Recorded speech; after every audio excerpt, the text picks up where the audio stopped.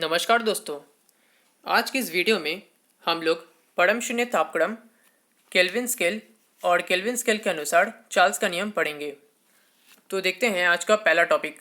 आज का पहला टॉपिक है परम शून्य या परम शून्य तापक्रम। पिछली वीडियो में हम लोगों ने पढ़ा था कि अगर कोई गैस सैंपल है जिसका आयतन 0 डिग्री सेल्सियस पर V है, तो जब उसके टेम्परेचर को हम लोग 0 डिग्री सेल्सियस से बढ़ाकर T डिग्री सेल्सियस कर देते हैं। यहाँ पर T डिग्री की जगह कोई भी मान हो सकता है, या फिर 2 डिग्री, 3 डिग्री या -273 डिग्री, कुछ भी हो सकता है, लेकिन हम लोग यहाँ पर जनरल के तौर पर T डिग्री सेल्सियस ले रहे हैं। तो जो उसका आयतन हो जाता है चेंज होकर V + VT/273, यानी कि हम लोग को एक फार्मूला प्राप्त होता है कि जब हम लोग गैस के टेम्परेचर को 0 डिग्री सेल्सियस से चेंज करते हैं तो ये फार्मूला हम लोग को प्राप्त होता है V + 1 + T/273।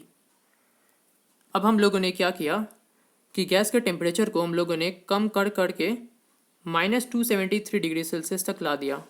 तो हम लोग देखते हैं कि जो गैस का आयतन होता है वो कम्प्लीटली ज़ीरो हो जाता है। कैसे? यहाँ पर -273 को T की जगह पुट करिए तो ये वैल्यू आएगा, और ऊपर का 273 और नीचे का 273 कैंसिल हो जाएगा, जिससे जो आयतन का वैल्यू आएगा वो ज़ीरो होगा। यानी कि गैस का आयतन -273 डिग्री सेल्सियस पर ज़ीरो हो जाता है। इसे ही परम शून्य या परम शून्य तापक्रम कहते हैं। एक बार स्टेटमेंट को पढ़ लेते हैं। वह तापक्रम जिस पर सभी गैसीय पदार्थों का आयतन शून्य हो जाता है उसे परम शून्य तापक्रम, एब्सोल्यूट ज़ीरो टेम्परेचर कहते हैं। इसका जो मान होता है वो होता है -273 डिग्री सेल्सियस। यदि T degree Celsius equals to -273 degree Celsius हो तो जो आयतन होगा वो ज़ीरो हो जाएगा। एग्ज़ाम में आप लोग डेफिनेशन लिखने के बाद इस वैल्यू को लिखेंगे तो और भी ज़्यादा अच्छा होगा। यही होता है परम शून्य या एब्सोल्यूट ज़ीरो। लेकिन प्रैक्टिकली ऐसा पॉसिबल नहीं हो पाता, क्योंकि -273 डिग्री सेल्सियस पर जो सभी गैस है वो या तो जमकर ठोस बन जाते हैं या फिर लिक्विड बन जाते हैं, और जो चार्ल्स का नियम है वो ठोस और लिक्विड पर लागू नहीं होता। तो ये प्रैक्टिकली पॉसिबल नहीं है, ये सिर्फ थ्योरेटिकल पॉसिबल है। इसके बाद जो हमारा टॉपिक है वो है केल्विन स्केल। केल्विन स्केल जैसे टेम्परेचर को मापने के लिए हम लोग डिग्री सेल्सियस और डिग्री फ़ारेनहाइट का यूज़ करते हैं, उसी तरह केल्विन को भी हम लोग टेम्परेचर मापने के लिए यूज़ करते हैं। केल्विन स्केल क्या है ये समझने से पहले हम लोग एक फॉर्मूला देख लेते हैं कि केल्विन से केल्विन से सेल्सियस में कैसे चेंज किया जाता है और सेल्सियस से केल्विन में कैसे चेंज किया जाता है।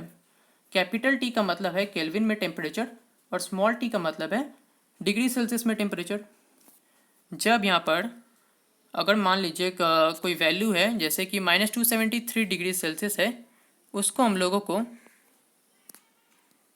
-273 डिग्री सेल्सियस है, हम लोग को उसको केल्विन में चेंज करना है।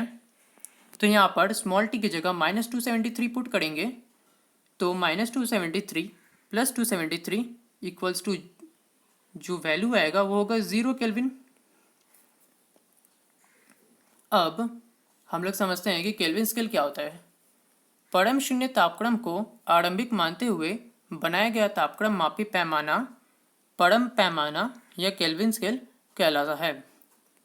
यानी कि यहाँ पर इसको हम लोग एक डायग्राम के माध्यम से समझते हैं।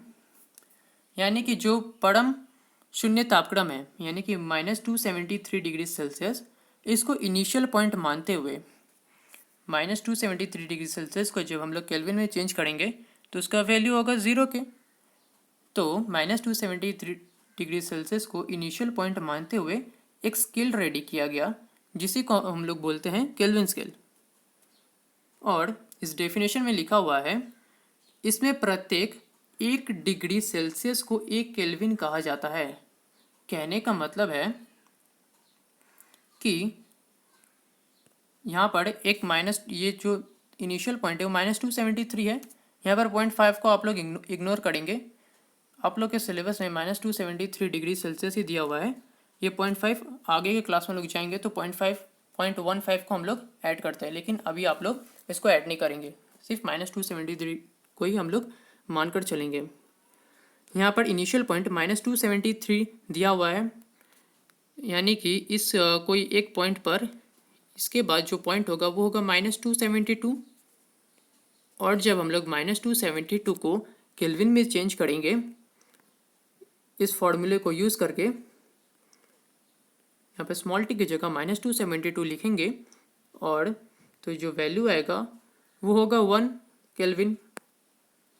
तो यानी कि यहाँ पर -272 जो ये वैल्यू है, तो यहाँ पर एक और वैल्यू होगा राइट हैंड साइड में होगा 1 केल्विन।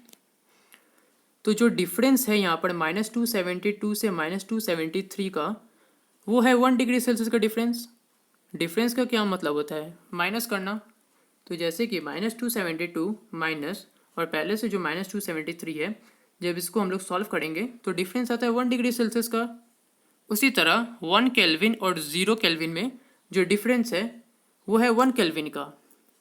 तो यही कहा गया है डेफिनेशन में कि इसमें प्रत्येक 1 डिग्री सेल्सियस को 1 केल्विन कहा जाता है। तो समझ गए हम लोग कि केल्विन स्केल क्या होता है। अब जैसे कि सेल्सियस स्केल में हम लोग डिनोट करने के लिए डिग्री सेल्सियस का यूज़ करते हैं, तो उसी तरह केल्विन में हम लोग डिग्री ए का मतलब है एब्सोल्यूट, या केल्विन के द्वारा प्रदर्शित किया जाता है। ज़्यादातर हम लोग के का यूज़ करते हैं। और इसके बाद जो इम्पोर्टेंट पॉइंट है वो है केल्विन स्केल में सभी तापक्रम धनात्मक राशि पॉजिटिव फिगर्स में होता है।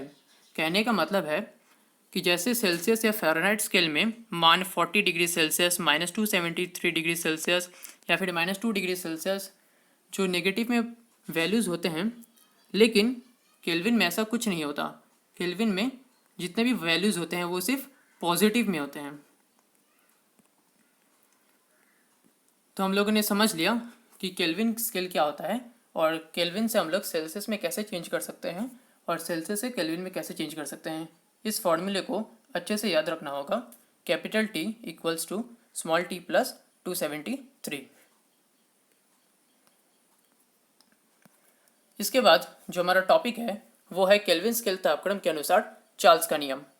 पिछली वीडियो में भी हम लोगों ने चार्ल्स के नियम को पढ़ा था, लेकिन इस वीडियो में जो हम लोग चार्ल्स के नियम को पढ़ेंगे वो है केल्विन स्केल तापक्रम के अनुसार। अगर एग्जाम में लिखने को आएगा चार्ल्स का नियम लिखो, तो पिछली वीडियो में मैंने जो आप लोगों को बताया उस नियम को आप लोगों को लिखना होगा। और जब एग्जाम में पूछा जाएगा कि केल्विन स्केल तापक्रम के अनुसार चार्ल्स का नियम लिखो, तो इस नियम को लिखना होगा। समझ गए? ठीक है, तो नियम क्या है पहले पढ़ लेते हैं। स्थिर दबाव पर किसी निश्चित मात्रा वाली गैस का आयतन परम अथवा केल्विन तापक्रम के समानुपाती होती है। इस नियम के अनुसार दबाव और गैस की मात्रा को स्थिर होना पड़ेगा। अगर ये दो शर्तें लागू होती है तो परम अथवा केल्विन तापक्रम जो कैपिटल T है, ये केल्विन स्केल में टेम्परेचर है, ये गैस के आयतन के साथ समानुपाती होगी, यानी कि डायरेक्टली प्रोपोर्शनल। यानी कि गैस का आयतन बढ़ेगा तो जो टेम्परेचर है वो भी बढ़ेगा, और गैस का आयतन कम होगा तो जो टेम्परेचर है वो भी कम होगा। अब ये आता कैसे है, इसको हम लोग को प्रूफ करके दिखाना होगा। एग्ज़ाम में ये नियम लिखने के बाद आप लोगों को इसे प्रूफ कर भी दिखाना होगा। तो चलिए देखते हैं।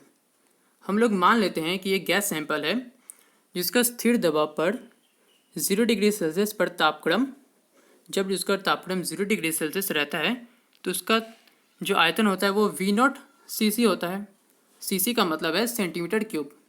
और जब हम लोग उसके टेम्परेचर को बढ़ाकर T1 डिग्री सेल्सियस कर देते हैं तो जो उसका आयतन हो जाता है वो V1 cc हो जाता है। और जब हम लोग टेम्परेचर को T2 डिग्री सेल्सियस तक बढ़ा देते हैं तो जो उसका आयतन होता है वो चेंज होकर V2 cc हो जाता है। तो चार्ल्स के नियम के अनुसार 0 डिग्री सेल्सियस पर हम लोगों ने लेट किया, जो गैस का आयतन था वो था V0, और जब T डिग्री सेल्सियस होता है तो जो गैस का आयतन चेंज होकर V0 प्लस V0 T1/273। ये सब हम लोगों ने चार्ल्स के नियम पिछली वीडियो में चार्ल्स के नियम में पढ़ा था। अगर आप लोगों ने उस वीडियो को नहीं देखा है तो आपको ये समझ नहीं आएगा। आप लोग जाकर पहले उस वीडियो को देख लीजिए, उसके बाद यहाँ पर आइएगा। जब हम लोग यहाँ से V0 को कॉमन ले लेते हैं तो ये फॉर्म हम लोग को प्राप्त होता है।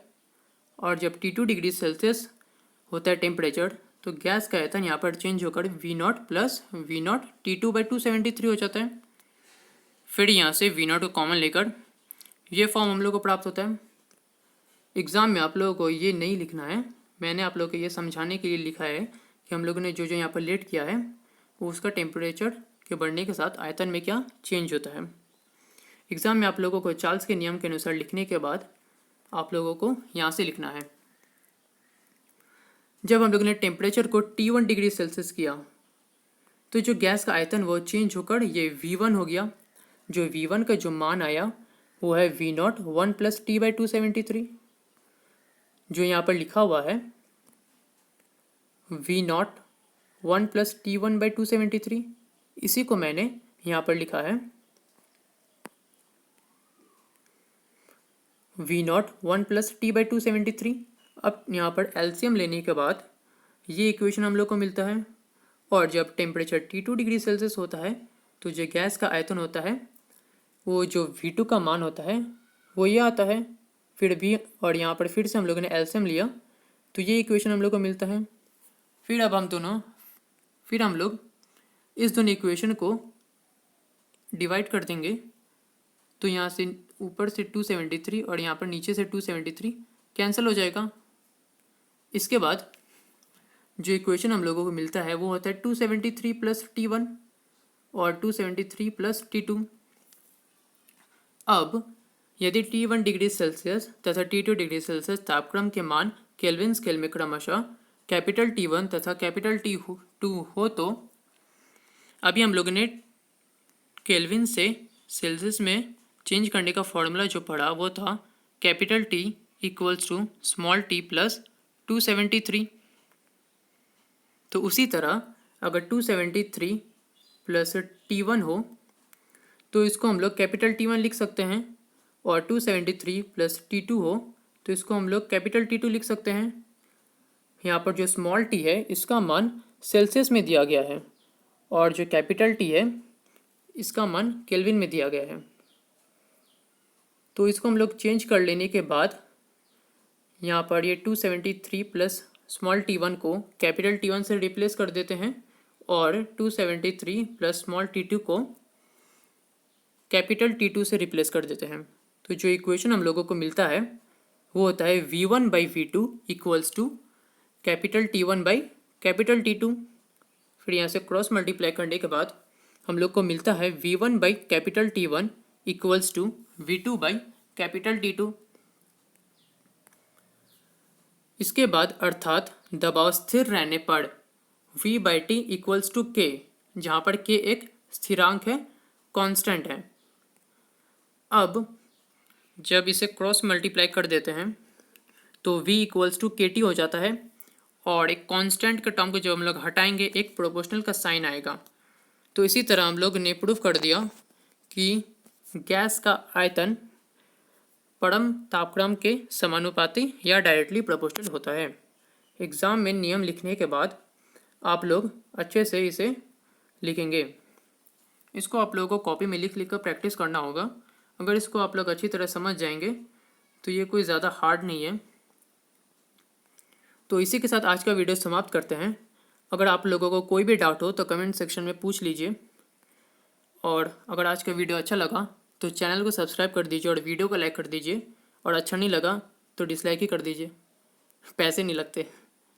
तब तक के लिए जय हिंद, जय भारत।